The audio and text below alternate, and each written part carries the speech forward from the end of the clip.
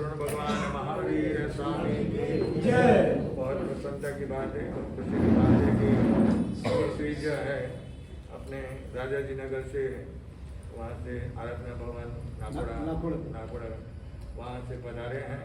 मैं उनका हार्दिक हृदय से स्वागत करता हूँ।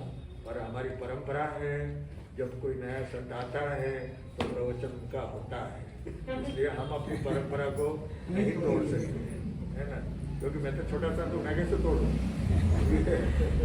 आपसे विनती है बाट के काना वैकुंठ में जाना। आपका हम समर्थन करेंगे बाद में, लेकिन प्रवचन आपका होगा।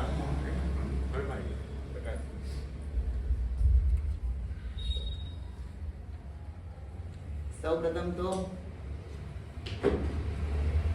उदारता इनकी के मान लो कि आपकी दुकान एकदम जमी हुई हो और आपकी दुकान में जमी हुई और कोई आके बैठ जाए तो आपको कैसा लगता है? नहीं दुकान की बात अलग है, ये बात अलग है। मैं आपको दृष्टांत एग्जाम्पल दे रहा हूँ कि दुकान जमी हुई हो और दुकान के अंदर कोई बैठ जाए। मान लो अभी सेंचुरी फटकारा नहीं, 1 रन के अंदर हमें जीत मिली और लास्ट बॉल के अंदर हमारा नंबर ले, दूसरे का नंबर लग जाए तो क्या लगता है? फ्री हो जाएंगे, पहले वाले वो फ्री हो जाएंगे। नया वो व्यवहार में बोलना बहुत सरल है पर जब वो प्रैक्टिकल में आता है ना तभी मालूम पड़ता है कि वो क्या चीज है। सही में आना था 10 तारीख को, पर 10 तारीख को नहीं आ सका, इसलिए भाग्यशाली का कहना था कि साहब एक बार तो प्रवचन वहाँ पे रखिए। इसलिए वहाँ का भी प्रवचन छोड़ के मैं खास करके ही यहाँ पे आया हुआ हूँ। पर मुझे इतना है कि आपको समर्थन नहीं करना है, आपको प्रवचन भी देना है।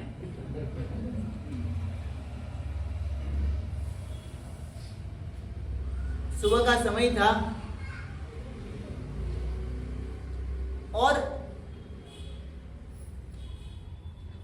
एक बहन पुलिस स्टेशन के वहां पे जाती है और पुलिस स्टेशन पे जाके उन्होंने वहां पे पुलिस को फरियाद नोंदाई कि हवलदार जी मैं आज एक फरियाद लेके आई हुई हूँ। वहां पे वो इंस्पेक्टर ने पूछा कि आपको कौन से रिलेटेड फरियाद करनी है, तो वो मेरी फरियाद है कि मेरे घर से 2 व्यक्ति गुम हो गए हैं, एक तो मेरा बेटा और एक मेरा कुत्ता। अब वहां पुलिस ने भी तलाश करने के लिए कितनी पूछपरछ की और वहां पे उनको पूछा कि बहन जी आपका जो बेटा था वो कितने साल का था? बहन जी ने कहा एकदम परफेक्ट तो मालूम नहीं है, शायद 11-12 साल का होगा। उसके बाद में दूसरा प्रश्न पूछा कि आपका जो बेटा है उनका कलर कौन सा था? वहां बहन जी जवाब दे रहे हैं कि मैं इतना कहाँ ध्यान रखूं, होगा शायद गौवर्ण जैसा कोई भी कलर होगा। तीसरा प्रश्न पूछा कि उसको कौन सी चीज अच्छी लगती थी? तब वह बहन जी ने कहा आप इतने सारे प्रश्न मुझे मत पूछिए, मुझे वो सब कुछ नहीं मालूम है कि मेरे बेटे को कौन सी चीज अच्छी लगती थी, क्या पहनना अच्छा लगता था, वो कौन से हेयर स्टाइल में जाता था, मुझे कुछ नहीं मालूम है। और इतना सुनने के बावजूद बाद में वहां पुलिस ने पूछा कि बहन जी कुछ नहीं, अभी मुझे आपको दूसरा प्रश्न पूछना है कि आपका जो कुत्ता था वो कितने टाइम पहले आपके घर पे आप लेके आए थे? तब बहन जी ने उत्साह के साथ में कहा एकदम परफेक्ट मालूम है, 5 महीने हुए थे और उसमें भी 25 दिन आज उनके पूरे हुए हैं। वो कुत्ते का कलर कौन सा था? वो इतना अच्छा लग रहा था, एकदम व्हाइट एंड व्हाइट था और देखने में सबको अच्छा लगे। वहाँ पुलिस दूसरे प्रश्न पूछे, उसके पहले उनने सब बहन ने बोला कि उसके आप बाल तो उसके देखो ना, तो लगे कि सही में सब दूसरा किसी को देखने की इच्छा ना हो। वो दिखने में भी अच्छा लग रहा था, एकदम रुष्ट पुष्ट था, और सही में इतना अच्छा लग रहा था कि मुझे कभी भी उनसे अलग करने की इच्छा नहीं होती थी। वो जो पुलिस है वो विचार रहा है कि मैंने बेटे के बारे में जब पूछा ना, तब वो बहन जी को कुछ मालूम नहीं है, और कुत्ते के बारे में जब पूछा ना, तब सब मालूम है। मुझे भी आपको इतने ही प्रश्न पूछने, एक दो प्रश्न। मैं आपको पूछूं कि आपके घर पे कितनी गाड़ी है, तो आपको जवाब आता है, मालूम है। आपकी हाइट कितनी है, हाँ। आपका वेट कितना है, आपको कौन से कपड़े अच्छे लगते हैं, आपको कहाँ घूमना अच्छा लगता है। शरीर के रिलेटेड, आपको पुद्गल के रिलेटेड कोई भी चीज पूछने में आएंगे तो उसकी जानकारी आपके पास में होगी। अब मैं आपको पूछता हूं कि आत्मा का स्वभाव क्या है। आत्मा कितने प्रदेशात्मक है, आत्मा कितने गुण का निधान है, मालूम है? एक्चुअली क्या है मालूम है? वो बच्चे के स्थान में है ना हमारा आत्मा है, और वो कुत्ते के स्थान में ये सब बाह्य जितने भी पुद्गल है, जितने भी ये शरीर आदि जो दिखने में दिख रहा है, जितने भी पुद्गल है ना, वो सब कुत्ते के स्थान पे है। बोलो सही में हमारा नॉलेज कहाँ पे ज्यादा होता है? कौन सी जगह पे हमारा नॉलेज ज्यादा है? हमें भी पुलिस पूछ रहा है, हमारा भी दो चीज गुम हो गई है, एक पुद्गल गुम हो गया है और एक आत्मा गुम हो गया है। और उसको ढूंढने के लिए हम भी गुरुदेव के पास में गए थे, तो वहां पे गुरुदेव ने इंक्वायरी की कि भाई मुझे आपके पुद्गल और आत्मा को ढूंढने के लिए कितनी चीज पूछनी है, तो आप उसका जवाब दीजिए। और पुद्गल लेके कोई भी चीज की पूछने में आई ना, तो आपने एकदम सरसराट जवाब दे दिया। और आत्मा रिलेटेड कोई भी चीज पूछने में आई तो मालूम नहीं पड़ा। हमें खुद को भी कंपेयर करना है कि शायद हम खुद भी वो बहन के स्थान पे तो नहीं है ना। पुद्गल यानी क्या?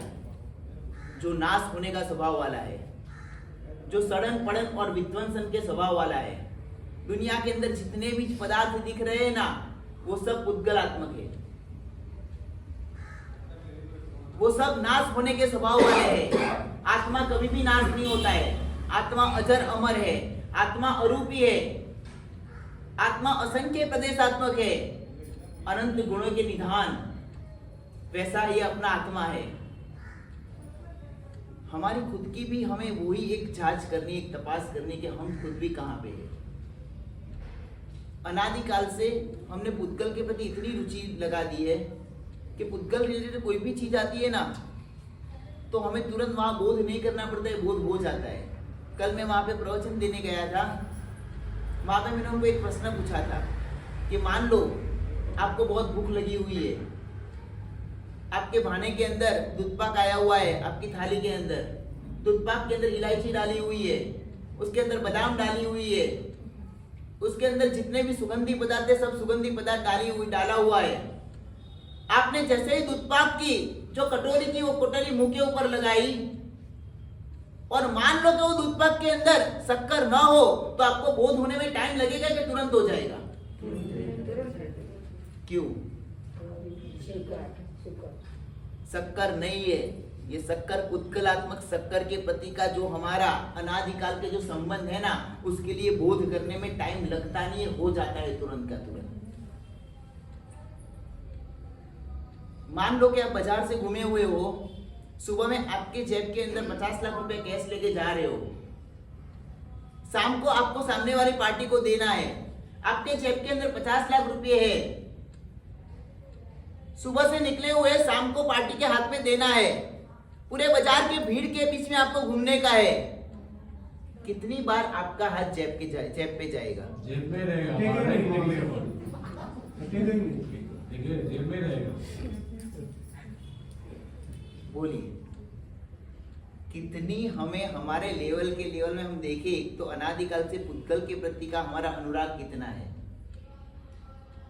अब जिस तरह मान लो कि यहाँ पे जेब के अंदर हमारा हाथ रहता है कि उसको कुछ भी नहीं होना चाहिए, इसी तरह मान लो कि कभी क्रोध कर दिया, कभी मान कर दिया, कभी विषय कसाय के अंदर चले गए, तब यहाँ पे अंदर भी एक आत्मा है, वहां पे हाथ जाता है?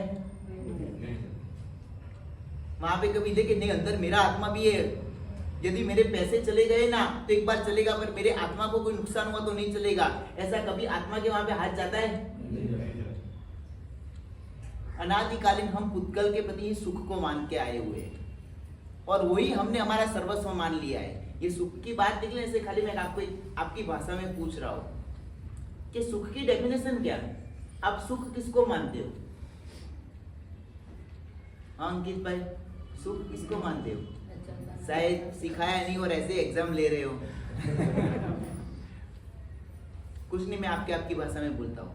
मान लो 50 जन के बीच में हमने कोई भी प्रस्ताव को रचा, प्रस्ताव को रखा और वो प्रस्ताव सर्वमान्य हो गया, तो हम सुखी के दुखी? सुखी। 7 महीने से लगा के 7 साल के हुए, 17 साल के हुए कि 70 साल तक पहुंचे, तब तक सिर दर्द क्या है, पैर का दर्द क्या है, कि कोई भी बीमारी अपने को ना हो, तो हम सुखी के दुखी? सुखी। श्राविका को गर्मी की सीजन में कहा कि बहुत थका हुआ हो, एक पानी का ग्लास दे दो, और श्राविका ने नींबू का शरबत अच्छी तरह से बना के दिया, तो सुखी के दुखी? आपके बेटे मान लो लवकुश जैसे हो, आपने जो भी चीज का प्रस्ताव रखा, वो हर एक चीज को आपके बेटे एकदम प्रस्ताव के रूप में स्वीकार ले कि पिताजी आपने जो बोला ना वो मेरे लिए तहत्ती है, वो मेरे लिए लकीर है, ऐसा माना, तो हम सुखी या दुखी? सुखी। और 50 जन के बीच में आपने बहुत लॉजिकल लेवल के अंदर इतना अच्छी तरह से प्रस्ताव रजू किया, और इतना अच्छी तरह से प्रस्ताव रजू करने के बावजूद भी आपके प्रस्ताव को किसी ने नहीं स्वीकारा, तो सुखी या दुखी?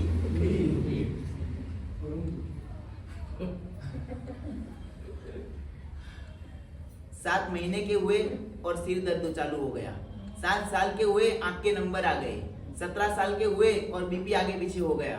वैसे कुछ ना कुछ करते करते करते 7 महीने से लगा के 7 दिन से लगा के कुछ ना कुछ दुख हमारे जीवन में है ही, कुछ ना कुछ निवेदना है, तो हम सुखी या दुखी?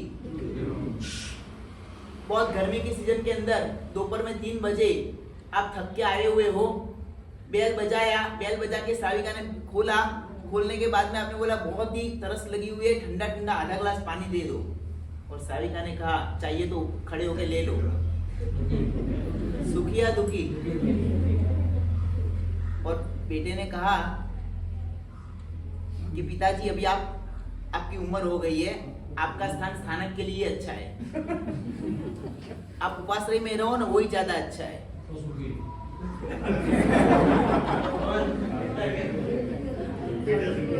इतना अच्छा लगता है। भाग्यशाली ने कहा कि स्थानक में और उपाश्रय में रहने का बोले ना तो 100% सुखी है।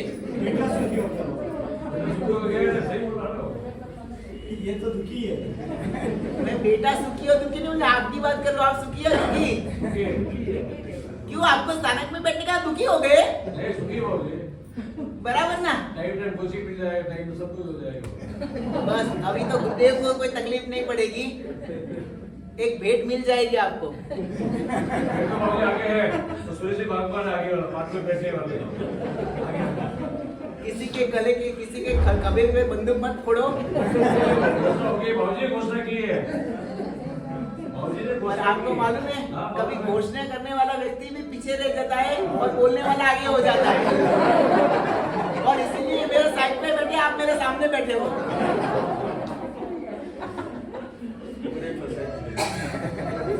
कुछ नहीं, शॉर्ट में इतना ही कहना है कि जहां जहां पे हमें अनुकूलता मिलती है ना, वहां पे हम सुख को मान लेते हैं, और जहां जहां पे हमें प्रतिकूलता मिली ना, वहां पे हम दुख को मान लेते हैं।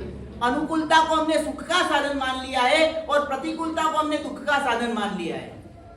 सही में वही है, अनुकूलता यानी सुख और प्रतिकूलता यानी दुख। मैं आपको एक चीज पूछता हूँ,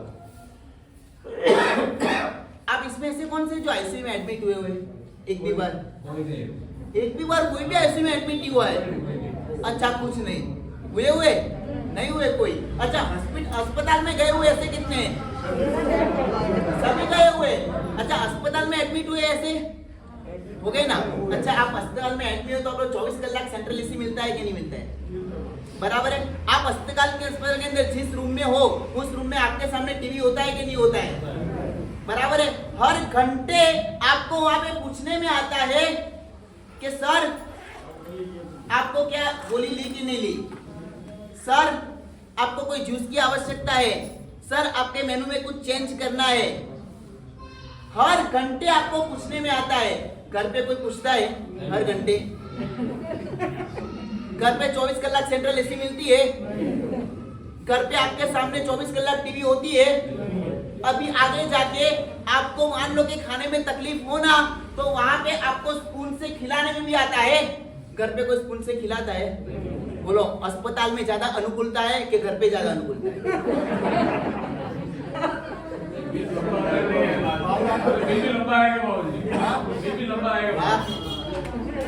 मुझे ऐसे सुनना बहुत अच्छे लगे कि जो कुछ बोलते हैं। भाई आप तो फंसा दिया मुझे। आपने बताया कि अनुकूलता में सुख और प्रतिकूलता में दुख, तो अस्पताल के अंदर अनुकूलता बहुत ही है।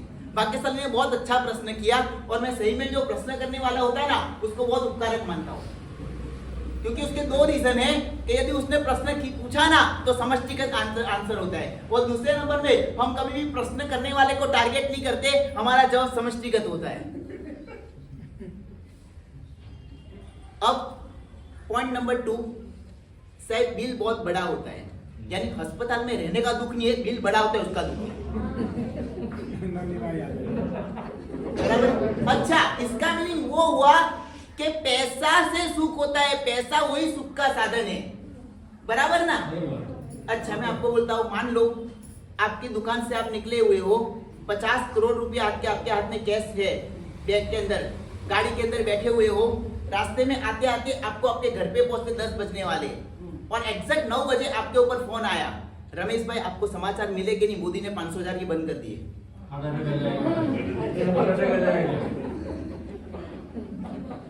एक मिनट, अभी क्या बोला था? पैसे में सुख है, बराबर? वास्तविक लेवल में ये 50 करोड़ रुपया हाथ में है, तो 50 करोड़ रुपया हाथ में है और पैसे होने के बाद में भी दुखी। यदि पैसे मान लो कि सुख का साधन होता तो फिर कैसे दुख हुआ? वाह, आगे साल ने बहुत अच्छा जवाब दिया कि साहेब प्रॉब्लम वो है कि वो बंद हो गए, बंद हो गया, एकदम राइट है, मैं आपके साथ में भी हूँ, आप हम दोनों साथ में, दूसरे कोई हो के ना हो। बहुत ही अच्छा जवाब दिया कि साहेब अभी उसकी वैल्यू नहीं है, वो बंद हो गए, बराबर ना? बहुत ही बढ़िया। कभी कोरोना के अंदर शाकभाजी लेने गए थे? अच्छा, हाँ, कभी केला खरीदा था?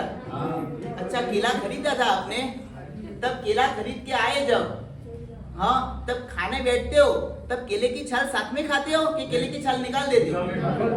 अच्छा, जब पैसे दिए तब खाली मात्र केले की दिए कि केले की छाल के भी साथ में दिए? क्या बोला? वो उसके भी साथ में दिए। अच्छा, हाँ, वो मटर की सब्जी देखिए ना, मटर, वो मटर की सब्जी के अंदर जो छिलके होते हैं, जब आप किलो के भाव में लेते हो तब उसका भी साथ में बनाते हो, तो आपने उसके पैसे खर्चे हुए थे ना, तो उसका मीनिंग आपको मालूम है क्यों नहीं? क्योंकि आपके दिमाग में इतना पक्का है कि कभी भी केला खाया जाता है, केले की छाल को यूज नहीं किया जाता है, क्योंकि केले की छाल वो डालने के लिए, केले की छाल की वैल्यू नहीं है, केले की छाल कभी भी डस्टबिन में ही डाला जाता है, और केले ही कभी भी मुख में डाला जाता है, बराबर है? मटर है तो मटर के अंदर जो छोतरा है वो तो कभी भी डस्टबिन में ही डाला जाता है, यानी उसका मीनिंग वो हुआ कि जिसकी वैल्यू होती है ना उसको मुंह में डाला जाता है, जिसकी वैल्यू नहीं होती है ना उसको तो डस्टबिन में ही डाला जाता है, बराबर? मालूम पड़ गया? सेम पोजीशन हम हमारे टॉपिक पे आते हैं। 50 करोड़ रुपया हाथ में है, भाग्यशाली ने बोला अभी वो कागज हो गए, उसकी वैल्यू नहीं है, अभी उसकी वैल्यू नहीं है तो आप उसको डस्टबिन में डाल दोगे? क्यों? अभी तो आपने बोला कि जिसकी जरूरत नहीं उसको डस्टबिन में डाल देते हैं, तो आप 50 के 50 डस्टबिन में डाल दोगे ना अंकित भाई?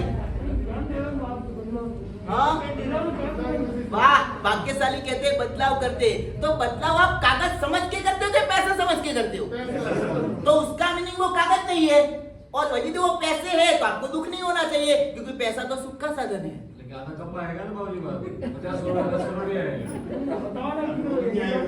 यानी आपको दुख जो जाता है उसका है कि जो आता है उसका है?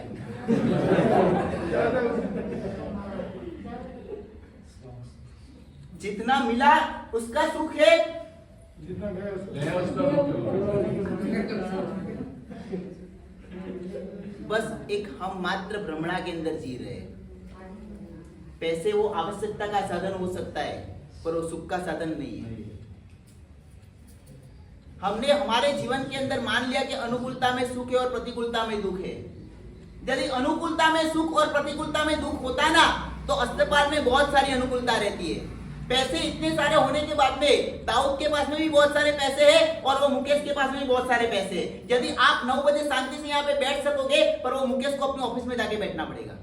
उसको टेंशन है कि शायद वो अदानी मेरे से आगे चला गया तो, वो मित्तल आगे चला गया तो, कितने सारे टेंशन के अंदर वो घूम रहा है। पैसे तो है ही ना, आपसे ज्यादा है कि कम है? बहुत ज्यादा है। तो पैसे वो सुख का साधन हो तो सुखी रहना चाहिए ना। बस इसीलिए हम खाली भ्रमणा में जी रहे कि अनुकूलता में सुख और प्रतिकूलता। अनादिकाल से हमने पुद्गल के अंदर ही सुख को माना है। जो हमारा खुद का है ना, वहां तक हमारी नजर ही नहीं गई, और जो हमारा नहीं है ना, वहां तक हमारी नजर चली गई है। हमारा खुद का आत्मा है, और वहां तक हमने कभी भी देखा नहीं। और जो चीज हमारी नहीं है ना, उसको ही हमने हमारा सर्वस्व मान लिया है। मान लो कि कोहली, विराट कोहली और कोई दूसरा अच्छा बैट्समैन दोनों सामने आमने सामने खेलते हो, और मान लो विराट कोहली आउट हो गया। आउट होके वो कहाँ पे बैठेगा?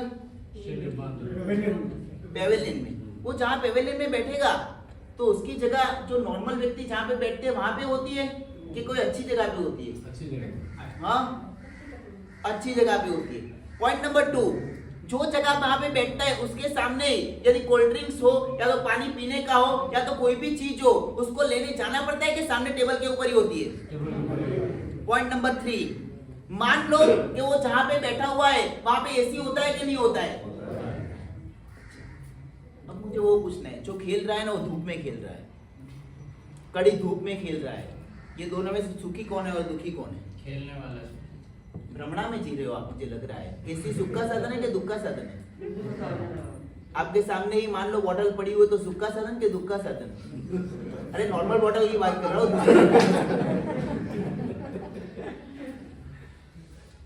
आपको नॉर्मल व्यक्ति से अच्छी जगह पे सीट मिले, वो सुख या दुख? तो भी वो जो खेल रहा है वो सुखी और जो बैठा रहा है वो दुखी। तो एसी होने के बाद भी दुख।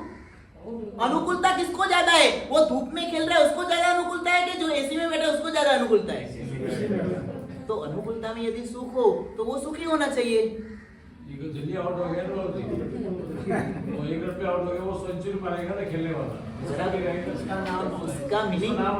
उसका मीनिंग क्या हुआ मालूम है? कि अनुकूलता में सुख नहीं है। सुख और दुख को है ना, हमने एक सीमित व्याख्या के अंदर ले लिया है। हमने उसको एकदम शॉर्ट में समझ लिया है। हमने जो पुद्गल में सुख माना है ना, सही में पुद्गल में सुख है ही नहीं। हमने खाली मान्यता के स्तर पे विचार लिया कि ये चीज है। वो व्यक्ति आउट कितने में हुआ वो बहुत महत्व का नहीं है, पर वो व्यक्ति कहाँ बैठा है वो भी महत्व का नहीं है। महत्व का वो चीज है उसके मन के लेवल के अंदर आ गया कि मैं थोड़े के लिए आउट हो गया। अस्पताल में भी जो व्यक्ति रहा हुआ है ना, उसको शायद कितनी भी अनुकूलता हो, शायद उनकी सेवा करने वाले भी कितने सारे हो, शायद बिल भी कितना कटता है, वो सब महत्व का नहीं है, पर वहां पे वो व्यक्ति है ना मन से अस्थिर होता है। अनुकूलता और प्रतिकूलता में सुख दुख नहीं है। यदि अनुकूलता और प्रतिकूलता में सुख दुख होता ना, तो सैनिक राजा को रोज के 100 फटके पड़ते थे। कितने? 100। अपना ही बेटा, अपना खुद का ही बेटा मान लो कि रोज के 100 फटके देते हो, हमारा खुद का ही संतान, और हमें खुद को ही ऐसी चीज दे, तो सैनिक महाराजा सुखी थे कि दुखी थे? हाँ, रोज के 100 फटके उनको दे रहे थे, तो सैनिक महाराजा सुखी थे कि दुखी थे? दुखी थे। परम सुख के अनुभव में थे। यही हमारी भ्रमणा है। फटका है ना वो सुख और दुख का साधन नहीं है। व्यक्ति के दिमाग के अंदर जो समझ है ना वो सुख और दुख की साधन है। व्यक्ति को संयोग कभी भी सुख दुख नहीं दे सकता है। व्यक्ति को सामग्री कभी भी सुख दुख नहीं दे सकता। व्यक्ति को सुविधा कभी भी सुख दुख नहीं दे सकता है। व्यक्ति के अंदर सुख और दुख के अंदर व्यक्ति के अंदर समझ होनी चाहिए। यदि उसके अंदर सही समझ है ना तो वो सुखी है। यदि हमारा मन स्थिर है ना तो हम सुखी है, और यदि हमारा मन अस्थिर है ना तो हम दुखी है। जब मोदी ने 500 और 1000 की बंद बोली कि बंद हो गए, उस टाइम में आपका मन स्थिर था कि अस्थिर था? हाँ, अस्थिर था ना, इसीलिए दुख था। पैसे ने सुख और दुख नहीं दिया है। यदि पैसे सुख और दुख देते ना तो अभी जो है तो खाली आपको ट्रेलर दिया है। इतने सारे एग्जांपल आपको बताओ कि जिसके पास में अपार संपत्ति थी पर सब दुख के अंदर हो। सैनिक महाराजों को रोज के 100 फटके पड़ते थे ना, तभी भी समझ थी, अपने कर्म की फिलोसॉफी के आगे रखी हुई थी, इसीलिए दुख नहीं था। जब वो पेवेलियन के अंदर गया हुआ है ना और वहां पे बैठा हुआ है ना तो वहां पे दुख के ना मन अस्थिर है इसलिए दुखी है, और जो खेल रहा है ना उसका मन स्थिर है ना इसलिए सुखी है। अनुकूलता और प्रतिकूलता में सुख दुख है ही नहीं। सुख और दुख हमारे मन की स्थिरता और अस्थिरता के ऊपर है। ये भी मैंने जो आपको व्याख्या दी है ना वो भी अभी बीच की व्याख्या है। एक्सट्रीम कक्षा की सुख और दुख की व्याख्या तो इससे भी ज्यादा कुछ है। आत्मा के लेवल का जो सुख होता है ना ये सब मन के लेवल का कुछ सुख नहीं है। पहले मैंने आपको पदार्थ के लेवल में बताया कि अनुकूलता और प्रतिकूलता। सेकंड स्टेप में मैंने आपको मन के लेवल में बताया। इससे भी आगा है आत्मा, कि आत्मा के अंदर जो सही में सुख है ना वो सुख के लिए हम दौड़े नहीं, और जो आजू बाजू के जो पुद्गल के सुख है ना उसके लिए हमने दौड़ने का काम किया, और ये पुद्गल के लिए हम दुखी हुए। मैं आपको पूछता हूँ, किसी ने आपको 4 शब्द सुना दिए, किसी ने आपको नहीं बोलने का बोल दिया, आपको सुख होगा कि दुख होगा? हाँ, दुख होगा आपको। क्यों? हाँ, मैं आपको एक चीज पूछूं, जो ये शब्दी व्यक्ति जो शब्द बोल रहा है, जो शब्द वर्णन का जो पुद्गल है ये शब्द, वो पुद्गल है के जड़ है के चेतन है? वो लिविंग है क्या नॉन लिविंग है? हाँ, नॉन लिविंग है, बराबर है। इज इक्वल टू जड़ है, चेतन नहीं है। तो जो चीज जड़ होती है वो कायमी रहती है? वो कायमी रहती है कि नहीं रहती है? वो नित्य है कि अनित्य है? जड़ चीज नित्य है कि अनित्य है? नित्य का मीनिंग वो होता है कि एनी टाइम रहे, उसको नित्य बोलते हैं। अनित्य का मीनिंग वो होता है कि जो नाश होने का स्वभाव वाला है, जिनकी उत्पत्ति भी होती है जिनका नाश भी होता है, उसका नित्य। शब्द हमारे उत्पन्न भी हुए और शब्द नाश भी होते, तो शब्द क्या है? अनित्य है, नित्य नहीं है। मुझे वो कहना है कि जो शब्द है वो तो पुद्गल ही है। तो मान लो एक पुद्गल ये दूसरे पुद्गल से छुए तो उसमें हमारे आत्मा को क्या लेना देना? कुछ लेना देना? मान लो कि ये कपड़े से ये कपड़ा छुए, उसमें आपको कोई तकलीफ पड़ेगी? हाँ, नहीं है ना। तो शब्द वर्गना के जो पुद्गल है वो पुद्गल आपके कान के वहां पे छुए तो वो जो कान का जो वर्ग जो बाहर का जो बल है वो भी पुद्गल ही है ना, वो भी नाश होने का स्वभाव वाला ही है ना। तो एक पुद्गल दूसरे पुद्गल से टच हुए, उसमें आपके आत्मा का कुछ लेने देना था? कोई तकलीफ होने वाली थी? तो फिर दुख क्यों लगा? अभी आपने बोला कोई 4 शब्द सुना दे तो हमें दुख लगता है, वो तो नाश होने का स्वभाव वाला है। अच्छा, सेकंड स्टेप में बताता हूं। मान लो कि जिसने भी आपको 4 शब्द सुनाए आपको दुख का महसूस लगा, बराबर, क्योंकि हमने आत्मिक सुख के लेवल तक हम पहुंचे ही नहीं है। हमने पुद्गल के अंदर ही सुख और दुख मान लिया है। किसी ने अच्छे शब्द बोले तो वो भी पुद्गल है, किसी ने खराब शब्द बोले तो वही पुद्गल है, और ये 2 पुद्गल के अंदर हमने सुख और दुख को मान लिया। यदि अच्छे शब्द बोले तो हमें लगा कि मेरे सुख का साधन है, और किसी ने खराब पुद्गल डाले, किसी ने खराब बोला तो हमें लगा ये दुख का साधन है। मुझे आपको वही पूछना है, एक बात लो, एक कल्पना करो कि आपको बोलने वाला व्यक्ति आपको कोई भी 4 शब्द बोले और उसमें दुखी नहीं होना, तो क्या विचार करना चाहिए? साफ रहना चाहिए। हाँ, साफ कौन हो जाए? बहुत ही अच्छा है। मौन रहने की प्रक्रिया दो तरह से होती है। भाग्यशाली ने जब बताया ना तब मैं आपको, मौन रहने की प्रक्रिया दो तरह से होती है। आप व्यक्ति के सामने नहीं बोलते हो ना, उसके पीछे दो रीजन हो सकते हैं नहीं बोलने के। एक तो व्यक्ति है ना अपना कुछ चलता नहीं है इसीलिए भी नहीं बोलता है, कंटाल के नहीं बोलता है कि यहाँ पे मेरा कुछ चलने वाला नहीं है, या तो व्यक्ति यहाँ पे बोलने से कोई फायदा भी नहीं है इसलिए भी नहीं बोलता है। और थर्ड नंबर में समझ के नहीं बोलता है कि खाली यहाँ पे बोलेंगे तो कर्म का बंध होगा। एक तो मेरा चलने वाला नहीं है, दूसरे नंबर में कोई बोलने से फायदा नहीं है, और तीसरे नंबर में क्यों खाली कर्म का बंद करना। बोल दिया जाने दो, लेट गो करो। मेरा कोई दुर्भाग्य नाम कर्म का उदय था, मेरा कोई अपयश नाम कर्म था इसलिए सामने वाले ने मुझे सुना दिया, वैसे भी व्यक्ति मौन रहता है। हम कौन से लेवल में मौन रहते हैं? हमारा नहीं चलता है इसीलिए थर्ड नंबर यानी समझ के। तो समझ लेना, समझ के किया तो बहुत भाग्यशाली हो आप।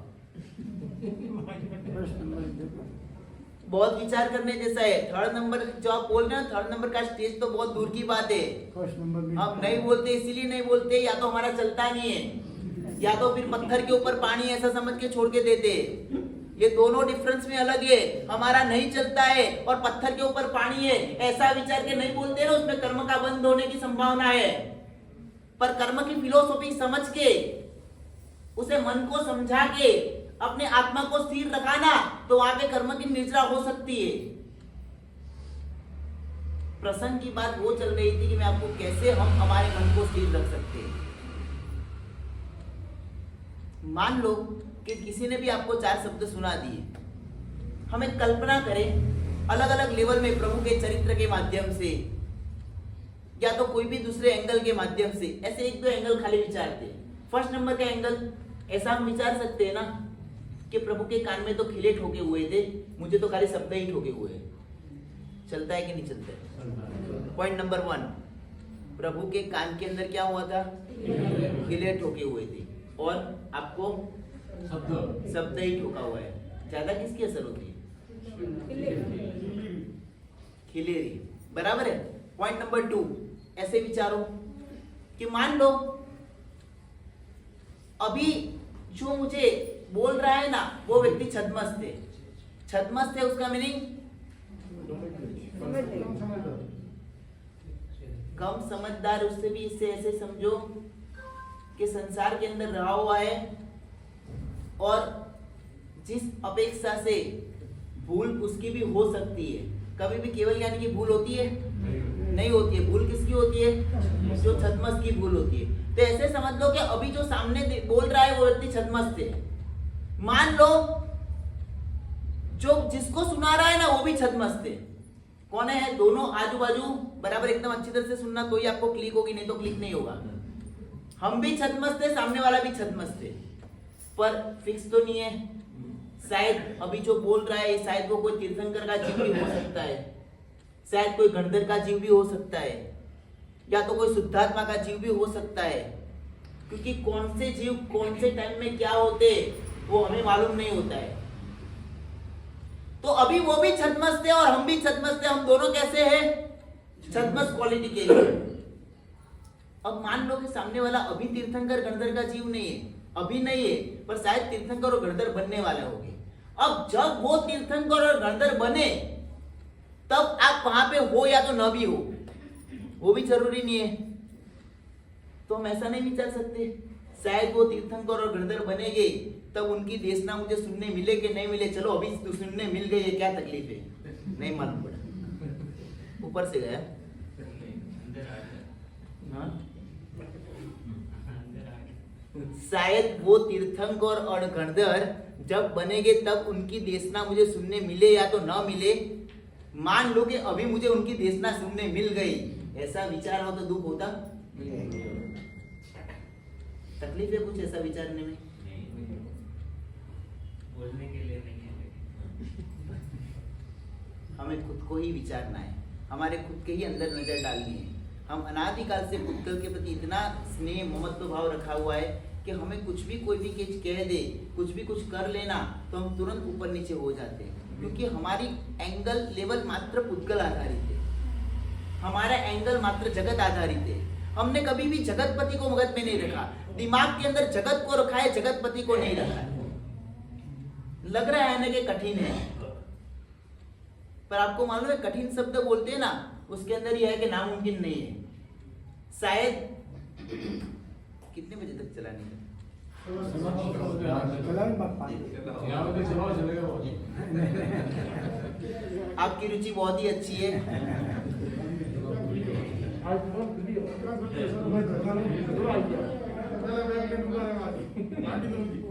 इसीलिए तो बोल रहा हूँ रुचि बहुत अच्छी है।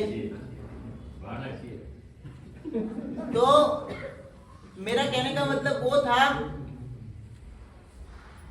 कौन से टॉपिक के ऊपर मैं अटका था? कुछ नहीं।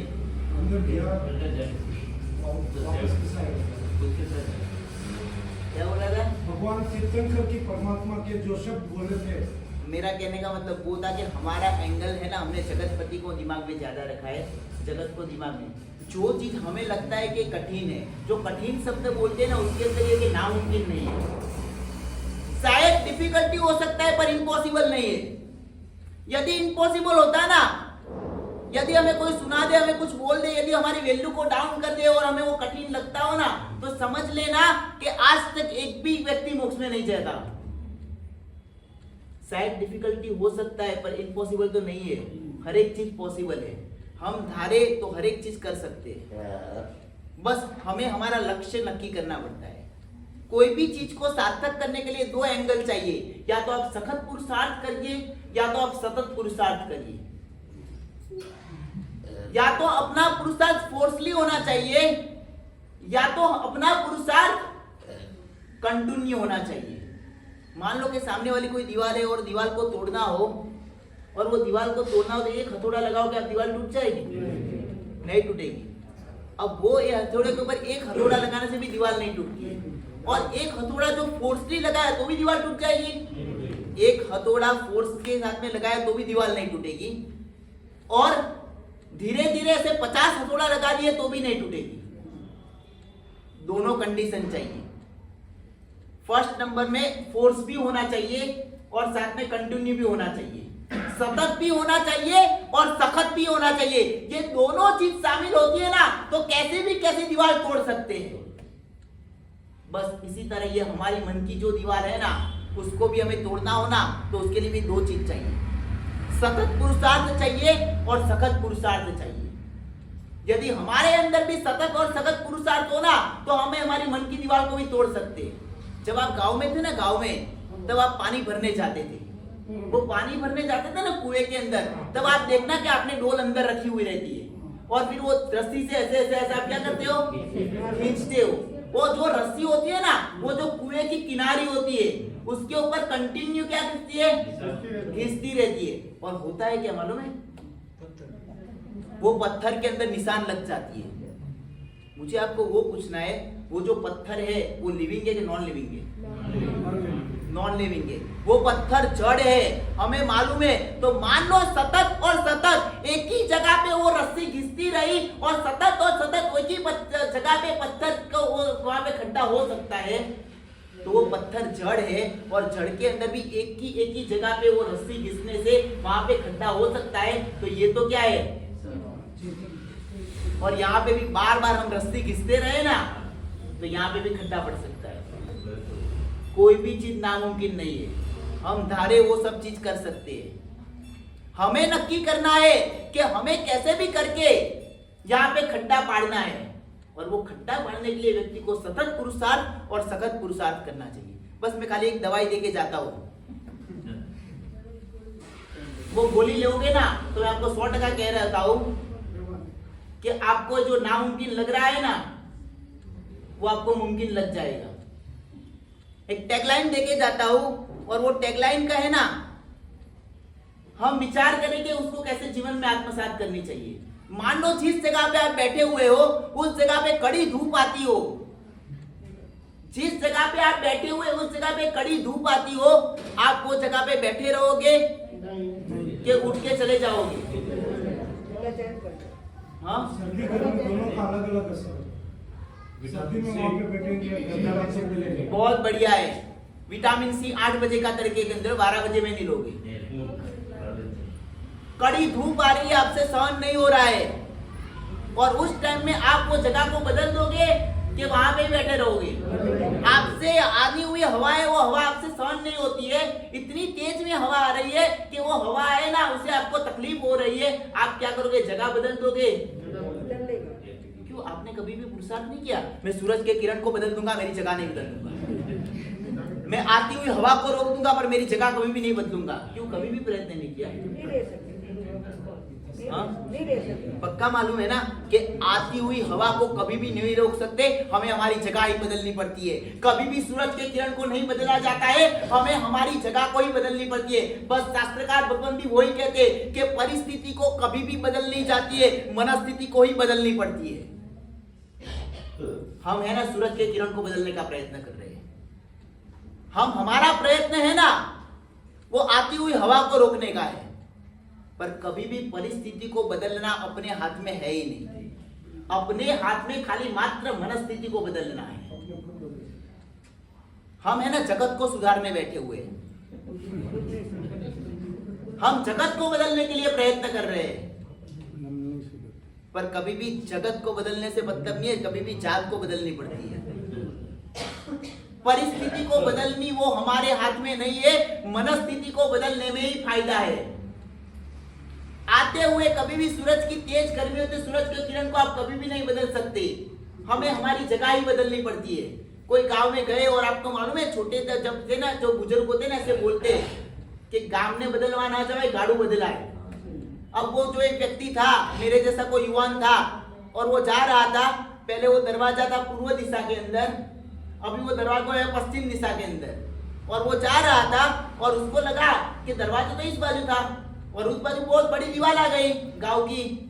वो वहां पे खड़ा रहा, मैं मेरा गाड़ा नहीं बदलूंगा, मैं पूरे गांव को बदल दूंगा, पूरे गांव के दरवाजों को बदल दूंगा, पर मैं मेरी गाड़ा नहीं बदलूंगा। ऐसा होने वाला है क्या रे? पण गाम बदलवा ना जवाई गाड़ू बदलाए। कि कभी भी परिस्थिति को बदलने नहीं जाते, मनस्थिति को ही बदलनी पड़ती है। एक जगह पे बहुत अच्छा लिखा हुआ था कि जिंदगी के अंदर विषम परिस्थितियां आनी ना, वो पार्ट ऑफ लाइफ है, लाइफ का एक पार्ट है। कभी भी जिंदगी के अंदर व्यक्ति को विषम परिस्थिति आती है ना, वो पार्ट ऑफ लाइफ है, लाइफ का एक पार्ट है, और उसके अंदर धैर्य, शांति और समझदारी रखते हैं ना, वो आर्ट ऑफ लाइफ है। पार्ट ऑफ लाइफ वो हमारे हाथ में नहीं है, पर आर्ट ऑफ लाइफ वो हमारे हाथ में है। जीवन के हिस्से को नहीं बदल सकते, पर जीवन को कलात्मक बना सकते हैं। हमारी सोच के ऊपर है, हम कैसे कर सकते हैं। कोई भी व्यक्ति हमें दुखी नहीं कर सकता। हमने कभी भी सतत पुरुषार्थ किया ही नहीं, हमने कभी भी सखत पुरुषार्थ किया ही नहीं। हम सतत और सखत पुरुषार्थ करते हैं ना, तो 100% हम हमारे जीवन के अंदर भी वो जो 45 लाख योजन की जो जगह है ना, वहां पे आराम से रह सकते हैं। आपको जाना है 45 लाख योजन की जगह पे? नहीं जाना है किसी को भी? नहीं मालूम पड़ा मैंने क्या बोला? 45 लाख योजन की जो जगह है ना, वो किसके लिए बोल रहा हूँ? सिद्धशिला की मोक्ष की बात। आपको जाना है कि नहीं जाना है? पक्का जाना है? अच्छा, मैं आपको पूछता हूँ, मोक्ष के अंदर कितने जीव होते? भाई मोक्ष के कितने? एक जीव, 2 जीव, 3 जीव, 4 जीव, कितने जीव होते? अनंता जीव होते, बराबर ना? अच्छा, मैं आपको एक चीज पूछूं, हाँ, जिनको गली के नीचे क्रिकेट खेलने नहीं आता है, वो कभी स्टेडियम में क्रिकेट खेलने जा सकता है? पहले है ना, स्टेडियम में क्रिकेट खेलने के पहले गली में क्रिकेट खेलना सीखना पड़ता है। जिनको चैंपियन के पास में चेस खेलना हो, उसको पहले घर के अंदर चेस खेलना सीखना पड़ता है। घर के अंदर चेस खेलना ना आता हो और कोई चैंपियन के पास में चेस खेलने जाओगे तो क्या होगा? हार जाएगी। घर के बाजू में जो ग्राउंड है ना, वो ग्राउंड के अंदर फुटबॉल कैसे खेलना वो आता नहीं है, और हम तो है ना फुटबॉल की जो गेम है ना, जो वर्ल्ड ट्रेकर में वहां पे हम खेलने जाएंगे, क्या होगा? कभी भी पॉसिबल नहीं है। पहले गली के नीचे क्रिकेट खेलना सीखना पड़ता है, फिर ग्राउंड में क्रिकेट खेल सकते हैं। पहले घर के अंदर है ना चेस खेलना सीखना पड़ता है, फिर चैंपियन के पास में चेस खेलना पड़ता है। अभी मोक्ष में कितने जीव हैं? हाँ, अनंत जय। जिनको घर के अंदर 2-4 के साथ में रहना आता नहीं हो, वो मोक्ष में अनंत के साथ में रह सकेगा? नहीं मालूम पड़ा, ऊपर से गया, मालूम पड़ गया। गली के अंदर क्रिकेट पहले सीखना पड़ेगा। घर के अंदर 2-4 के साथ में रहना नहीं आता है, वो कभी भी मोक्ष में अनंत के साथ में नहीं रह सकता। वहां पे मोक्ष के अनंत जीव है ना, वो इनडायरेक्टली कह रहे पहले तू गली के अंदर सीख के तो आ, घर में 2-4 के साथ में कैसे रहना वो आता नहीं है, और यहाँ पे हमारे साथ में रहने की इच्छा कर रहा है, पॉसिबल ही नहीं है। हाँ, अनंत के साथ में रहने मिल सकता है। रहना है अनंत के साथ में, रहना है। कितने ऊपर के अनंत के नीचे के अनंत? ऊपर के अनंत में के साथ में रहना हो ना, तो घर में 2-4 के साथ में रहना सीखना पड़ता है, और नीचे के अनंत के साथ में रहना हो ना, तो घर में 2-4 के साथ में रहने की जरूरत नहीं है अच्छी तरह से। नीचे के अनंत यानी कि निगोद के अनंत है। निगोद के अंदर भी अनंत जीव है और मोक्ष में भी अनंत जीव है। मोक्ष के अनंत के साथ में व्यक्ति को रहने के लिए घर में 2-4 के साथ में रहना सीखना पड़ता है, और जो व्यक्ति घर में 2-4 के साथ में रहना नहीं सीखता है ना, उसको भी अनंत के साथ में रहने मिलता है, पर निगोद के अनंत के साथ में रहने मिलता है। नक्की हमें करना है, एज यू लाइक। नक्की हमें करना है कि हमें क्या करना है, कौन से अनंत के साथ में रहना है। बस इच्छा तो वही होती है, पर उसके लिए हमें सतत और सखत पुरुषार्थ करना पड़ता है। बस ये एक पुरुषार्थ करने के लिए खाली मात्र एक टैगलाइन देके जा रहा हूं, और ये टैगलाइन का मान लो हमने उपयोग किया ना, तो शायद 99% कह सकता हूं कि जगत का कोई भी व्यक्ति आपको दुखी नहीं कर सकेगा। मैं आपको एक माला दूंगा, आप माला गिनोगे, और वो माला गिनोगे ना तो आपको 100% फायदा होगा। गिनोगे? पक्का गिनोगे तो दू, नहीं गिननी है जाने दो, नहीं देनी है। पक्का गिननी है, पर मैं आपको पक्का बोल रहा हूं, आपको इसके अंदर कोई भी पैसे नहीं देने। हाँ, तो वापसी बराबर एकदम। दूसरे नंबर में आपको एक भी भगवान की माला नहीं दूंगा, आपको एक भी गुरु भगवान की माला भी नहीं दूंगा गिनने के लिए, आपको एक भी देव देवी की माला भी नहीं दूंगा। बोलो गिनोगे कि नहीं? हाँ, वो सब गिनते हो नहीं, अभी मैं दूसरी माला दे रहा हूँ, गिनोगे? और मैं 100% कहता हूँ कि फायदा होगा। बोलो जल्दी बोलो।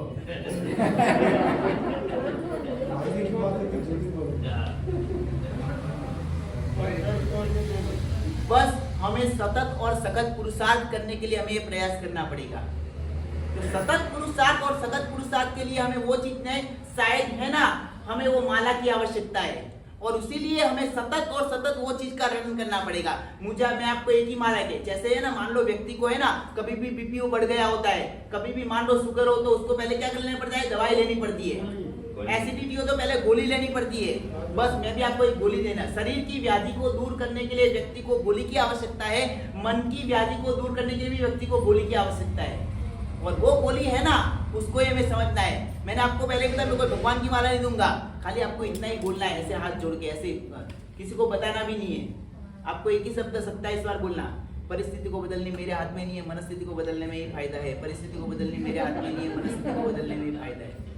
और आपको फायदा ना हो तो मुझे बताना। बस आप 10 दिन बोलोगे ना, 11वें दिन है ना, वो सामने परिस्थिति आ जाएगी ना, आपको तुरंत वो लाइन सामने आ जाएगी, परिस्थिति बदलनी मेरे हाथ में नहीं है, मनस्थिति को बदलने में ही फायदा है। क्योंकि है ना, हमें बार बार ये माइंड को समझाना पड़ेगा, और ये बार बार हम बोलेंगे ना, जितना हम बोलेंगे ना, इतना हमारे माइंड के अंदर क्या ठोकर लगती जाएगी। जितनी वो रस्सी घिसती है ना, तो वो दीवार के अंदर है ना खड्डा हो जाता है। इस तरह जितनी बार हम इसको सतत रटन करेंगे ना, वैसे हमारे में भी खड्डा होगा। और जैसे ही कोई प्रसंग बनेगा ना, सामने आपके सामने लाइन आ जाएगा कि परिस्थिति बदलनी हमारे हाथ में नहीं है, मनस्थिति को बदलने में ही फायदा है। प्रयत्न कीजिए, फिर आप बोलना कि आपको कैसे फायदा हुआ कि नहीं हुआ। क्योंकि बहुत सारे हमने प्रयत्न किए हुए हैं, तो ये भी एक प्रयत्न कर सकते हैं। टेररिस्ट होता है, टेररिस्ट, वो मान लो बॉम्ब अपने शरीर के ऊपर बॉम्ब लेके मरने जाता है, क्यों मालूम है? हाँ, क्या करने में आता है उसको? सतत से सतत छोटा होता है तब से टॉर्चर करने में आते हैं। उसको एक ही चीज सिखाई जाती है, यदि तू बॉम्ब लेके जाएगा ना, तो या तू मर के कहां पे जाएगा? स्वर्ग में जाएगा। यदि तू यहाँ तो तू दुखी ही है, तू मरेगा ना तो तेरे पीछे तेरे संतान है, तेरे पीछे तेरे जो भी व्यक्ति है ना उसका सब भरण पोषण भी हम करेंगे। सतत सतत एक की एक चीज बार बार टॉर्चर की जाती है ना, तो इसलिए वो करने की भी इच्छा होती है। बस इस तरह सतत और सतत परिस्थिति को बदलने मेरे हाथ में नहीं है, मनस्थिति को बदलने में भी फायदा है। सतत और सतत हम ये चीज करेंगे ना तो हमें भी फायदा हो सकता है। और इंस्टेंट फायदा चाहिए माला का कि थोड़ा धीरे धीरे चाहिए? हाँ, तो आपको एकदम 100% बोलता हूँ, ये माला गिनो ना तब आप कोई भी भगवान के फोटो सामने मत रखना। ये माला गिनो तब कोई भी गुरु गोविंद का फोटो सामने मत रखना, कोई भी देव देवी का फोटो मत सामने रखना। आपको क्या सामने रखना है मालूम है? जिनके साथ में बिगड़ा हुआ ना उनका फोटो सामने रखना कि परिस्थिति बदलने मेरे हाथ में बदलने में फायदा है। नहीं मालूम पड़ा ना?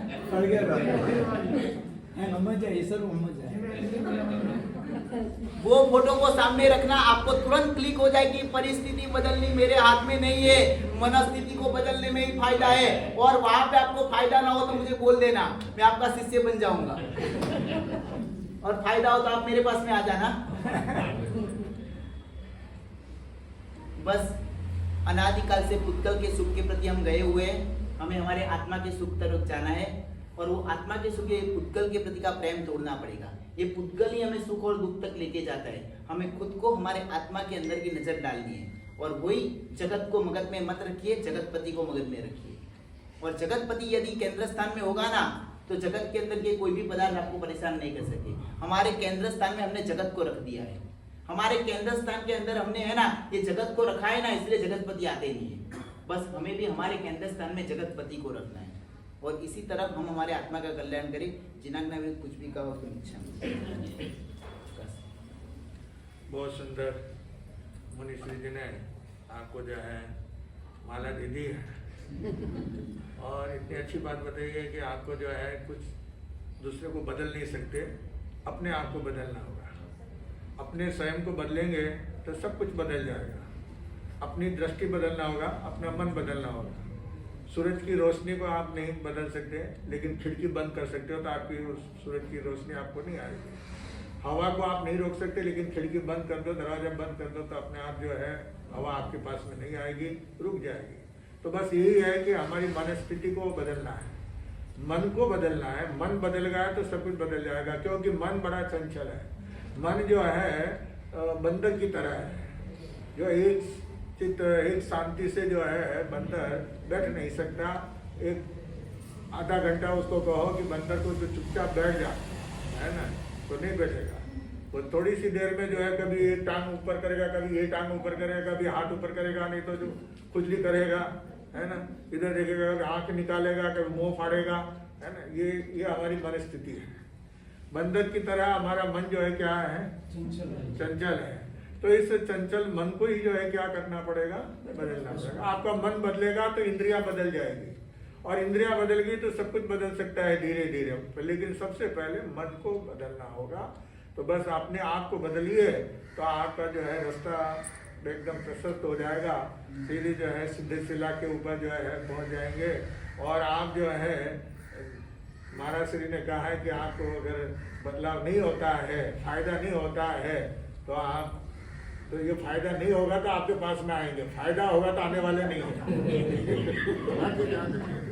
क्योंकि जिन लोगों को कुछ भी फायदा होता है ना, वो जब फायदा लाभ प्राप्त हो गया तो फिर वो आकर के मिलते नहीं है, क्योंकि उनका काम हो गया, है ना। जब नहीं होता है ना तो आकर के मिलते हैं, है ना। तो ये आपको जो है बहुत अच्छा रास्ता बताया है, मंत्र बताया है। उस मंत्र को जो है हमेशा रिटर्न करिए। और ज्यादा नहीं है, 27 बारी शांति से बैठ करके जो है ना 27 बारी आपको जो है रिटर्न करना है ना। तो बहुत अच्छा रास्ता बताया है। मैं मुनिश्री का बहुत बहुत आभार व्यक्त करता हूँ। और आप उस दिन नहीं पता रहे थे, आपकी राह देखी थी, बहुत इंतजार किया था, तो आप जो है बोले जी शासन एक्चुअली आना था पर अनुकूलता न रही, बस सही बात है। बहुत अच्छा आना था पर अनुकूलता नहीं रही। थोड़ा पुण्य कम पड़ा, नहीं तो सब महात्मा के दर्शन होते। मेरा पुण्य थोड़ा कम पड़ा, इसलिए महात्मा के दर्शन नहीं हुए। अच्छा तो बस इतना ही लास्ट में कहना है कि कितनी बार क्या होता है, व्यक्ति स्कूल के अंदर पढ़ता होता है ना, तो यदि स्कूल के अंदर उसको मान लो कि दिमाग में बराबर नहीं बैठता है, आपके बेटे को स्कूल में बिठाया और दिमाग में बराबर नहीं बैठता हो, या तो ज्यादा अच्छे परसेंटेज लाने तो आप कहाँ पे भेजते हो? ट्यूशन में भेजते हो। कितने समझदार हो आप कि ट्यूशन में भेजते हो। मुझे आपको वही बताना है कि शायद है ना स्कूल के अंदर दिमाग में नहीं बैठे ना तो व्यक्ति ट्यूशन में जाता है, क्योंकि स्कूल है ना वो जनरल क्लास है और ट्यूशन वो पर्सनल क्लास है, स्पेशल क्लास है। बस मुझे भी वही कहना है कि अभी मैं स्कूल में आपको पढ़ाने बैठा था, ये अभी स्कूल चल रही थी और अभी भी आपको लगे दिमाग में अभी तक नहीं बैठ रहा है, साहब आप जो बोल रहे हो बहुत कठिन है, तो कुछ नहीं, बहुत सारे दूसरे भी मंत्र है, पर उसके लिए ट्यूशन में आना पड़ेगा। और हमारे ट्यूशन अभी मात्र 2 दिन का ही है। 20 तारीख को हम यहाँ पे है, राजाजी नगर में प्रवचन है, 21 तारीख को गुरुदेव और सब पधार रहे हैं। जितने भी हमारे साधु साध्वी है, शायद 40 से 45 साधु साध्वी सब राजाजी नगर नाकोड़ा में आ रहे हैं। तो वहाँ पे 21 और 22 तारीख को हमारा सबका यहाँ से बिहार है, तो और पालिताना की तरफ बिहार है। तो अभी 2 दिन हमारा ट्यूशन क्लास है। यदि आपको लगे स्कूल में बराबर नहीं बैठा हुआ है तो आप ट्यूशन क्लास में पधारना। वो ट्यूशन भी फ्री है, नो चार्ज। भाई सुनो फ्री है। आज बड़े ही हर्षोल्लास भरे वातावरण में श्री सकल जैन संघ मंजुनाथ नगर की विनंती से मुनिश्री परम पूज्य सौम्य प्रभु विजय जी महाराज साहब, जो इस वर्ष नाकोड़ा पार्श्वनाथ जैन मंदिर ट्रस्ट में विराजमान थे, आप यहाँ पधारे। मैं सर्वप्रथम गुरुदेव आपके बिहार की सुख साधा पूछता हूँ। अर्थ विराजित शीर्ष पाठ पर विराजमान, जिन्होंने इस श्री सकल जैन संघ को प्रथम चातुर्मास प्रदान किया, ऐसे परम पूज्य गुरुदेव स्वर्ण संयम आराधक, सेवा शिरोमणि, सेवा चक्रवर्ती, जिन शासन प्रभावक, सरस्वाणी भूषण परम पूज्य गुरुदेव वीरेंद्र मुनि जी महाराज साहब एवं मुनिराज श्री सौम्य प्रभु विजय जी महाराज साहब के चरणों में श्री सकल जैन संघ का की ओर से शीश झुकाकर कोटि कोटि वंदन नमन करता हूँ। गुरुदेव, आपको तो ज्ञात ही होगा, लेकिन मैं पुनः एक बार बता देता हूँ कि गुरुदेव इस संघ की स्थापना 2020 में हुई थी।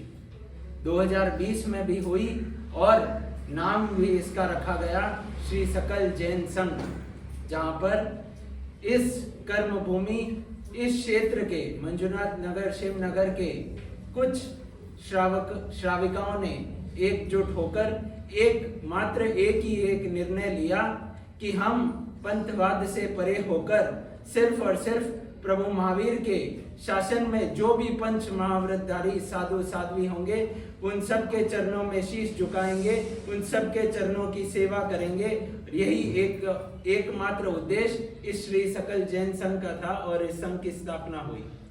गुरुदेव, जैसे तो एक ऐसे कवि ने कहा है कि कंधों से ऊंची छाती नहीं होती, कंधों से ऊंची छाती नहीं होती, धर्म से बड़ी कोई जाति नहीं होती। कंधों से ऊंची छाती नहीं होती, धर्म से बड़ी कोई जाति नहीं होगी। जब दीपक ही नहीं बचा तो बाती का क्या करोगे? जब दीपक ही नहीं बचा तो बाती का क्या करोगे? जब जैन धर्म ही नहीं बचा तो इन पंथों का क्या करोगे? तो इन पंथों का क्या करोगे?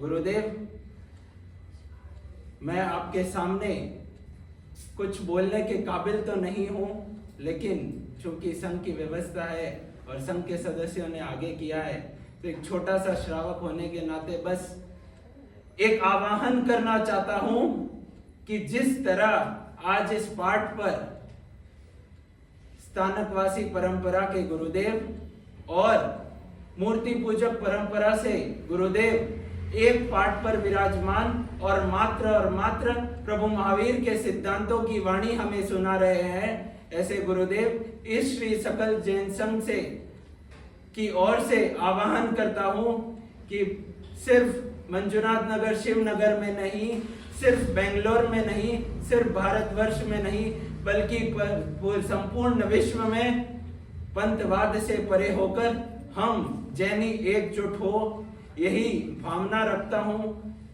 जैनी एकजुट होना सिर्फ बातों से नहीं होगा। ये श्रावक श्राविकाओं को अगर सतत और सतत पुरुषार्थ करना पड़ेगा तो गुरुदेव सभी महात्माओं को भी एकजुट होने का प्रयास, एकजुट होने की वाणी हम सबको सुनानी होगी। गुरुदेव, मुझे अंदर से ये लग रहा है कि मैं आपके सामने कुछ ज्यादा बोल रहा हूं, लेकिन गुरुदेव जब 50-60 साल के श्रावक श्राविकाओं के हाथ में जब संघ की डोर है तब ये हालत है। गुरुदेव, आप सभी को मालूम है, सभी श्रावक श्राविकाएं बड़े अच्छी से, बड़े बखूबी से जानते हैं कि हमारे जैन धर्म में, जैन शासन में अनेक संघों में क्या हो रहा है। एक दूसरे को, मैं माफी चाहता हूँ, बोलना नहीं चाहता, आप सभी को मालूम है, लेकिन गुरुदेव अगले 5-10 वर्षों बाद जब नौजवानों का नंबर आएगा, नौजवान उस संघ को चलाने आएंगे, आज की ये हालत देखकर उन पे क्या प्रेरणा होगी। चाहे मैं हूं, कोई हो, किसी व्यक्ति विशेष पर नहीं, किसी एकमात्र संघ पे नहीं। गुरुदेव, इस श्री सकल जैन संघ का आह्वान है कि हम सभी जैनी एकजुट हो। जैसे कि दीपावली पर्व के दौरान परम पूज्य गुरुदेव वीरेंद्र मुनि जी के मुखार बिंदों से हमने श्रीमद् उत्तराध्ययन सूत्र श्रवण किया। उसमें जब केशी गौतम का वर्णन आया तब श्रावस्ती नगरी में दो तीर्थंकरों परमात्मा के परंपरा के से भगवान पार्श्वनाथ भगवान और प्रभु महावीर स्वामी की परंपरा के साधुओं का वर्णन हमने सुना। वो श्रावस्ती नगरी थी, यह मंजुनाथ नगरी है। मंजुनाथ नगरी में आज केसी श्रमण गौतम स्वामी के जैसे चंद्रमा और सूर्य के जैसे प्रतीत हो रहे थे, वैसे ही आज इस पाठ पर विराजमान गुरु भगवंत चंद्रमा और सूर्य के समान प्रतीत हो रहे हैं। गुरुदेव, ये हमारे संघ का परम सौभाग्य कि आज संयुक्त प्रवचन इस जैन भवन उत्तम अंकित विला के प्रांगण में आप दोनों गुरु भगवंतों के मुखार बिंदों से हमने श्रवण किया। गुरुदेव, ऐसे तो आपने फरमा दिया कि आपको विनंती संघ ने 10 तारीख को की थी, लेकिन चूंकि वहां विदाई समारोह था, आप नहीं पहुंच पाए। गुरुदेव ने जब वहां विदाई समारोह संपूर्ण हुआ तब भी गुरुदेव ने पूछताछ करवाई कि अगर कार्यक्रम अभी भी चालू है तो मैं अभी भी आने के लिए तैयार हूं, लेकिन चूंकि हमारे यहाँ पे भी कार्यक्रम संपन्न हो गया था तब हमें मना करना पड़ा। गुरुदेव, आपने श्री सकल जैन संघ की विनंती स्वीकार कर आज के संयुक्त प्रवचन की स्वीकृति प्रदान की। हमारा श्री सकल जैन संघ मंजुनाथ नगर हमेशा हमेशा आपका आभारी रहेगा। गुरुदेव, हमारे संघ की ओर से, किसी भी श्रावक श्राविकाओं की ओर से अगर कुछ त्रुटि हुई हो तो मैं हाथ जोड़कर क्षमा याचना चाहता हूँ, मिच्छामि दुक्कडम करता हूँ। और गुरुदेव, आपने फरमाया कि 20 तारीख तक आप नाकोड़ा पार्श्वनाथ जैन मंदिर ट्रस्ट में विराजमान रहेंगे और उसके पश्चात 21 या 22 तारीख को आप सभी का विहार होगा। गुरुदेव, ये श्री सकल जैन संघ की ओर से विनती है कि अगर सभी साधु महात्मा हमारे इस कर्म भूमि पर पधारे तो यह हमारा परम सौभाग्य होगा। गुरुदेव, हमारी विनंती आपके चरणों में, आपकी झोली में रखिएगा, हमें भूल मत जाइएगा। आज इस संयुक्त प्रवचन के पश्चात गुरुदेव के मुखार बिंदों से हम मंगलिक श्रवण करेंगे और उसके पश्चात श्रीमान सत्संगी उत्तम चंद जी पुष्पा देवी आछा परिवार की ओर से संघ पूजन रखा गया है। सभी महानुभाव संघ पूजन अवश्य लेकर पधारें। आज दोपहर को 3 बजे श्रीमान सत्संगी उत्तम चंद जी पुष्पा देवी आछा के निवास स्थान पर परम पूज्य गुरुदेव वीरेंद्र मुनि जी के पावन निश्रा में नवकार महामंत्र का जाप और उसके पश्चात महामांगलिक गुरुदेव के मुखार बिंदों से रहेगा। सभी महानुभावों से निवेदन कि आप ठीक समय पर पधारे। 3 बजे से जाप रहेगा। सभी महानुभाव ज्यादा से ज्यादा संख्या में पधारिएगा।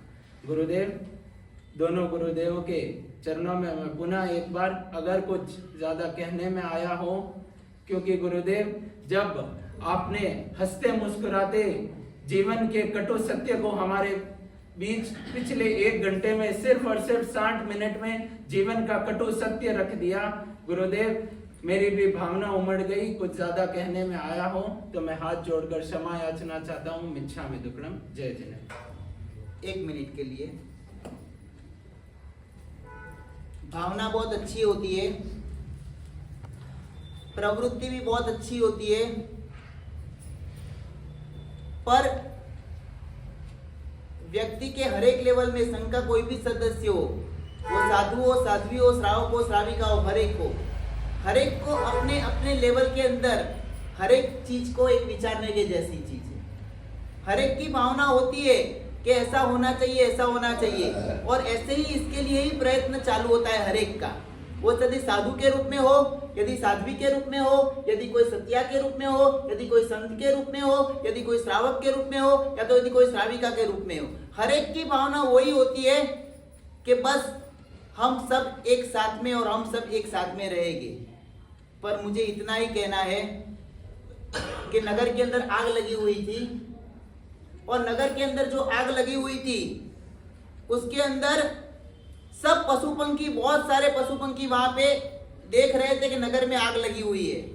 एक चिड़िया थी और वो चिड़िया ने वहां पे उड़ के गई सरोवर के किनारे पे ऊपर, और सरोवर के किनारे पे जाके वहां पे अपनी चांच के अंदर पानी लिया और पानी लेके जो आग लगी थी वहां पे डाला।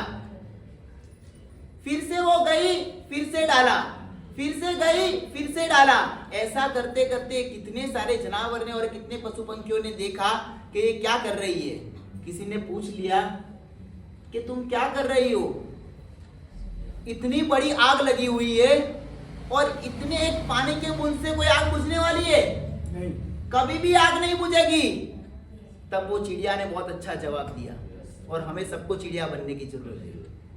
वो चिड़िया ने इतना ही जवाब दिया कि वो मुझे मालूम नहीं है कि ये मेरी बूंद से पानी की आग बुझेगी कि नहीं बुझेगी, पर इतना मुझे 100% मालूम है कि कल ये नगर का इतिहास रचेगा ना, तो उसके अंदर ऐसा है कि ये चिड़िया ने आग लगाने का काम नहीं किया, आग बुझाने का काम किया। बस हमें सबको चिड़िया बनने की जरूरत है। वो साधु के रूप में हो, साधु के रूप में हो, संत के रूप में हो, सत्या के रूप में हो, श्रावक के रूप में हो, कि श्राविका हो। कौन क्या कर रहा है कि कौन, मुझे खुद को चिड़िया बननी है, मुझे खुद को मेरी आग बुझानी है, मुझे खुद को ये प्रयत्न करना है। और ऐसे करके, क्योंकि है ना, कभी भी कपड़े के अंदर बहुत सारे काने हो जाते हैं, बहुत सारे छिद्र हो जाते हैं, और बहुत सारे छिद्र को देख के कभी भी है ना व्यक्ति कपड़े को है ना बेचारे के इतने सारे छिद्र, एक काम करूं चारों बाजू से उसको एक ही छिद्र बड़ा कर दूं तो क्या होगा, कपड़े पहनने योग्य नहीं होगा। पर वो कपड़े को मान लो कि सिलाई कर दी ना, तो शायद वो कपड़ा पहनने योग्य भी बन सकता है। बस इसी तरह हमें भी, जो भाग्यशाली ने अपनी भावना व्यक्त की ना, वो भावना के अंदर हमें एक ही काम है, चिड़िया बनने का काम करना है। हम चिड़िया बनने का काम करेंगे ना, तो हर एक चीज मुमकिन है और हर एक चीज पॉसिबल है। हमें वो नहीं देखना है कि आकाश में कितना थिगड़ा लगा हुआ है, हमें इतना ही देखना है मैं कहाँ पे थिगड़े को सांध रहा हूँ, मैं कहाँ पे कपડામાં કેટલું થીગડું લાગ્યું છે એ બહુ મહત્વનું નથી, પણ કપડાને કેટલું સાંધવું ને એ બહુ મહત્વની ચીજ છે। અને કપડાની અંદર કેટલું બધું થીગડું લાગે છે એ જોવામાં આવે ને, ત્યાં સુધી કપડાને થીગડું લાગી જ ન શકે ક્યારે પણ। બસ આપણે हम सब भी यही प्रयास करिए। जो भावना है भाग्यशाली की, कोई भाग्यशाली की भावना, कोई मैंने थोड़ी अच्छी भावना के अंदर बताई कि उसके लिए हमें चिड़िया का काम करना पड़ेगा। तो वो चिड़िया का काम करेंगे तो ही हम आगे बढ़ सकेंगे। बराबर है? जिनाक ने कुछ भी कहा तुम इच्छा पचकान एकासना आयंबेल उपवास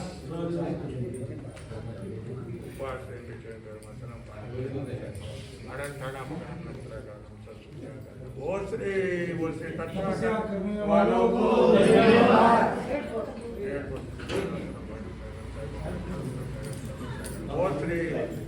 आज की माला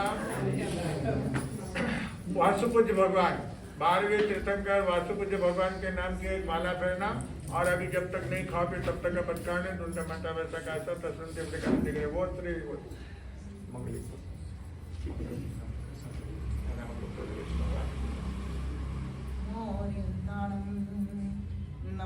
कीर्ताणं नमो आयर्याणं नमो वज्रायाणं नमो लोहे सब्बसाहं ऐशो पंचनमुक्कारो सब पावपणासनो मंगलानं च सौवेशं परमं वै मंगलम् नमो दुर्वार रागादि वैरिवार निवारिणे अर्हति योगिनाथाय महावीराय तारिणे पन्नगे च सुरेन्द्रे च कौशिके पादसंतृषे निर्विशेष मनस्काय श्रीवीर स्वामिने नमः धम्मो मंगलमुक्किटम् अहिंसा संयमोतवो देवावीतं नमन् सन्ति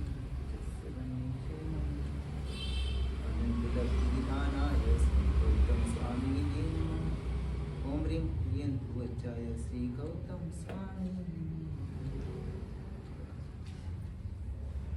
चतारी मंगलम मरियंता मंगलम सिद्धा मंगलम साहु मंगलम केवले परंतो धमो मंगलम चतारी लुगतमारियंता लुगतमा सिद्धा लुगतमा साहु लुगतमा केवले परंतो धमो लुगतमा चतारी शरणं पवज्जामि हरियन्ते शरणं पवज्जामि सिद्धे शरणं पवज्जामि साहु शरणं पवज्जामि केवले परंतो धमो शरणं पवज्जामि हरियंतो का शरणा सिद्धों का शरणा साधुओं का शरणा केवले प्रपिता धर्म का शरणा चार मंगली चार उत्तम और शरणा नहीं कोई होगा जो भवि प्राणी करे आराधन उसका अजर अमर पद होगा अंगुश